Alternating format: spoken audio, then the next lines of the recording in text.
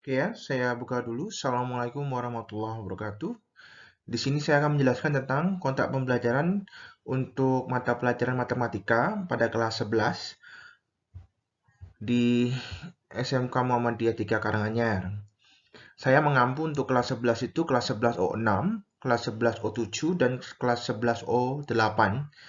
Jadi nanti saya hanya memberikan materi, tugas, dan ulangan untuk mapel saya di kelas tersebut.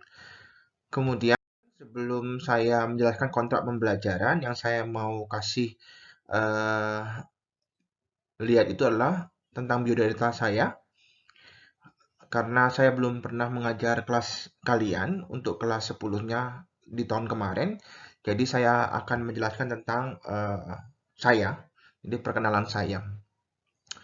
Yang pertama, nama saya Pak Muhari Widi Sabtanto. Nanti kalian bisa jika mengumpulkan tugas atau menanyakan keberadaan saya di sekolah, kalian bisa tanya ke guru-guru yang lain terkait saya. Jadi kalian harus tahu nama saya. Panggil saja saya Pak Muhari. Kemudian saya di sini telah mengajar di SMK Muhammadiyah 3 Karanganyar selama 6 tahun dan saya hanya mengampu mata pelajaran matematika. Saya sebelumnya menempuh pendidikan S1 saya di UNS. Seperti itu.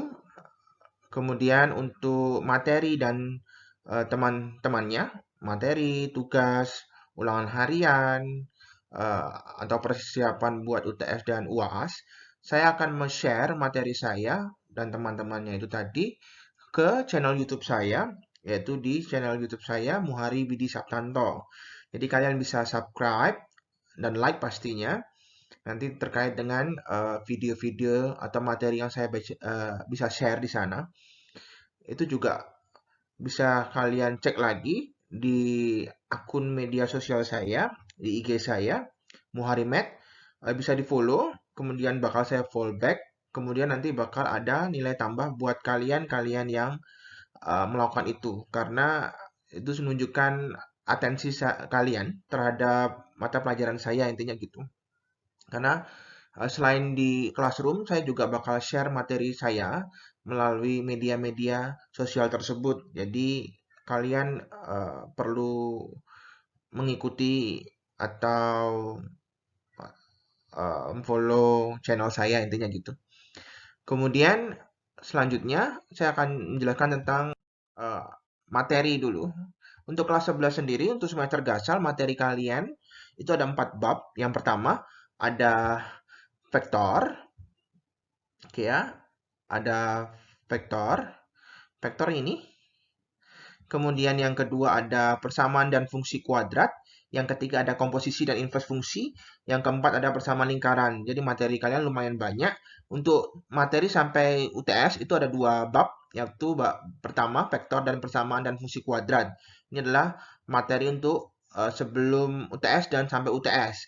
Kemudian untuk setelah itu ada materi selanjutnya komposisi dan inverse fungsi persamaan lingkaran itu setelah UTS dan bakal bergabung menjadi satu tipe soal untuk soal ulang ujian akhir semester kalian pastinya, semester gasal. Itu untuk materi kalian nanti ada 4 bab.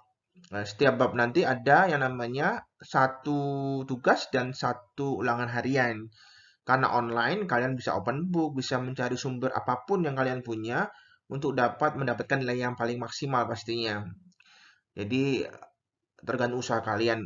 Kalau kalian pintar gitu, pintar memanfaatkan kondisi seperti ini, pasti kalian akan memilih strategi yang seperti apa itu terserah kalian. Atau kalian terima apa adanya, atau kalian berjuang buat dapatin nilai yang maksimal dengan berbagai macam cara gitu intinya. Yang kedua, untuk kontrak pembelajaran kalian pada masa daring atau pandemi seperti ini, yang kalian harus praktikan itu adalah kegiatan presensi. Presensi kehadiran dengan benar. Jadi kalian harus sampai dengan benar. Kalau cuma presensi tapi tidak benar, itu nanti tidak ada ACC dari saya terkait kalian sudah melakukan presensi apa tidak. Yang kalian harus tahu dengan benar itu yang seperti apa. Yang dengan benar itu maksudnya sampai tune in, atau diserahkan atau mark as done. Atau dalam bahasa Indonesia nanti ada keterangan di layar kalian tandai sebagai selesai. Jadi dikatakan telah diserahkan itu kalau kalian sudah menandai tugas kalian atau presensi kalian dengan tandai sebagai selesai. Nanti di sini ada apa namanya? Tinggal kalian klik di bagian layar kalian itu menandakan kalau kalian sudah mengirimkan presensi kalian, tugas kalian atau apapun yang berhubungan dengan classroom itu dengan benar intinya gitu. Yang kedua, apapun perintah yang saya minta harap dipatuhi karena ada pengaruh dengan nilai kalian. Misalkan ada permasalahan dengan sinyal online dan sebagainya, kalian bisa menyerahkan tugas kalian melalui offline jadi ke sekolah gitu. Taruh di meja saya, nanti saya cek kalian kelas berapa, kemudian nama kalian siapa. Itu nanti bisa dilakukan kalau misalkan memang ada permasalahan dengan sinyal dan sebagainya.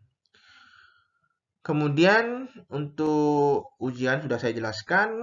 Itu untuk nilai rapot kalian untuk semester gasal itu terdiri dari nilai tugas, ulangan, UTS, dan UAS kalian. Nanti saya bakal bikin nilai totalnya.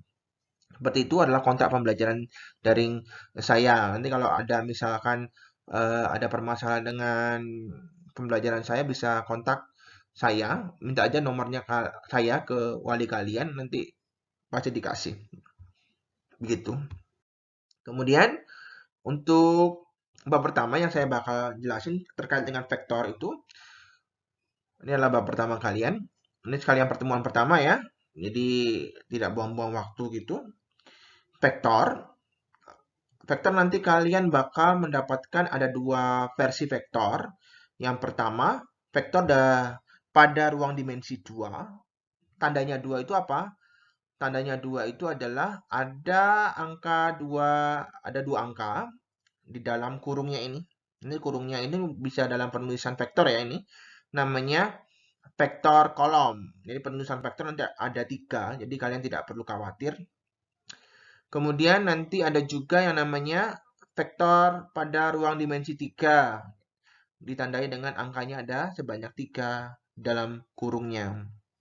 Kemudian untuk yang pertama yang kita bakal jelaskan itu adalah vektor di ruang 2 atau dimensi 2. Hampir sama dengan dimensi 3 nanti yang dijelaskan, yaitu penulisan vektor, operasi vektor, kosinus 2 vektor, proyeksi vektor. Ini adalah materi yang akan dipelajari di vektor. Yang kita bakal bahas pertama kali adalah penulisan vektor. Untuk pertemuan kali ini kita sampai ini aja. Untuk yang selanjutnya akan saya jelaskan tentang operasi vektor dan teman-temannya. Itu untuk vektor ruang dimensi 2 yang kita bakal bahas. Kita bahas yang pertama adalah penulisan vektor. Nulis vektor ya, bahasanya nulis vektor. Nulis vektor nanti ada 3. 3 itu adalah vektor baris, vektor kolom, dan vektor posisi. Karena kita bicara tentang penulisan, jadi kamu harus bisa nulis simbolnya. Kalau kalian nggak bisa nulis simbol, nanti penjabaran dari apa yang saya minta dalam soal itu nanti kalian tidak dapatkan dengan benar. Oke ya, penulisan vektor. Penulisan vektor untuk vektor baris ada kurung, angkanya 2. Namanya vektor baris. Sejajar kayak gini ya, namanya baris. Kemudian untuk vektor kolom penulisannya ada kurung, angkanya dari atas ke bawah. 1 min 3. Ini kan sama ya, 1 min 3, 1 min 3. Jadi dia sebenarnya vektor yang sama, cuma penulisannya berbeda. Kemudian contoh penulisan untuk vektor posisi, 1 itu adalah keterangan depannya i, koefisien. Koefisien dari variabel i atau vektor i, itu kan kalau 1 dalam x dan sebagainya itu, kalau depannya 1, satunya tidak ditulis. Tapi di sini ada angka 1 ya. Jadi kalian tidak boleh bingung dengan satunya taruh mana gitu. Nggak boleh.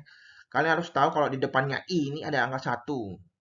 Jadi sesuatu angka di depan huruf itu kalau tidak ditulis berarti dia 1.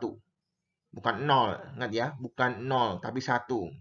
Min 3 ngikutin tandanya. Kalau dia min berarti min 3C. Jadi nanti kalau di penulisan vektor di ruang 2 habis i itu C. Nanti kalau di ruang 3 IJK. Kalian batasi di ruang 2 dulu yaitu I sama C. Depannya 1, satunya depannya I di sini. Kemudian min 3 ngikutin angkanya ini, tinggal ditambah dengan C-nya itu. Kemudian contoh lain dalam penulisan vektor, misalkan kalian bingung lagi nanti ada bentuk-bentuk yang lain, vektor baris. Contoh pertama, vektor barisnya adalah min 1, 0. Vektor kolomnya min 1, 0. Susunannya beda. Kalau baris mendatar, kalau kolom itu tegak. Vektor posisi. Min, kan depannya IJ ya ini ya. Berarti min 1 I. Jadi 1 kan tidak ditulis jadi min I. 0. Harusnya kan 0, 0 J. Tapi karena dia 0, maka J-nya hilang. J-nya dibuang. Jadi tinggal ada min I aja. Jadi kamu nggak boleh bingung kalau nggak ada hurufnya J itu kemana. Dia ada, cuma depannya 0. Jadi 0 dikalikan berapapun angkanya atau berapapun hurufnya, dia pasti 0. Jadi dia hilang. Oke ya, jadi kamu nggak boleh bingung. Kemudian ada 8 min 5, ada 8 min 5 lagi. Penulisan aja mendatar tegak. Nah, sekarang dalam bentuk I sama J. 8-nya kan positif, jadi plus 8. I min 5J. Tinggal ikutin tandanya aja. Ada lagi min 6, min 1. Min 6, min 1. Min 6, I, min J. Seperti itu aja untuk penulisan vektor. Nanti dipakai buat pembahasan selanjutnya. Jadi buat kalian untuk hari ini cukup sampai di sini aja. Itu penulisan vektor. Jadi jangan sampai bingung dengan penulisannya. Untuk selanjutnya kita tidak hanya menulis vektor tapi mengoperasikan vektor. Jadi saksikan buat pertemuan selanjutnya. Bisa baca-baca buku yang ada atau menunggu saya juga nggak masalah. Gitu aja. Saya akhiri. Assalamualaikum warahmatullahi wabarakatuh.